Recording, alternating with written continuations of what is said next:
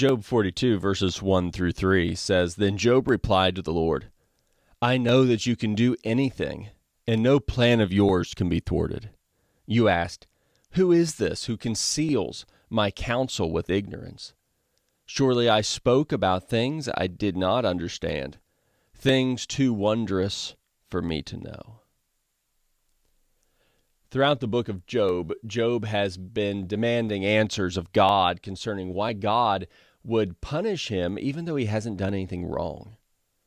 Of course, there was a lot Job did not know about what had happened. Job did not know that it was Satan who wanted Job to be tested through these severe trials.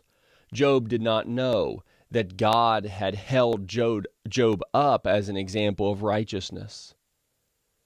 Yet when Job suffered and his friends blamed Job for causing his own suffering due to sin, Job had concluded he was innocent, but that God was still treating him like an enemy.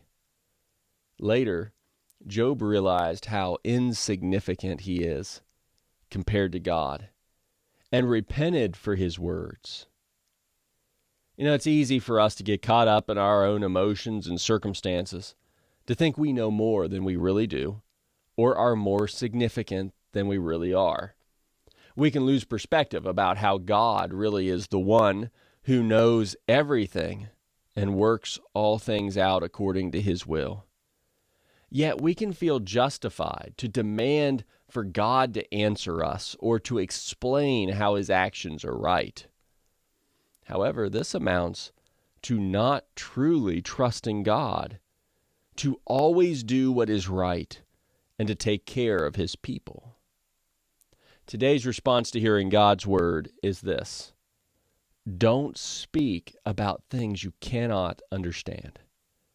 You must humble yourself before God to recognize that your knowledge about the things that happen, even in your own life, are significantly limited, while God sees the full picture. You must recognize that the world does not depend upon you, but everything and everyone does depend upon God. You must recognize that while you may desire explanations for all the things that you experience during your life, God is under no obligation to explain them to you.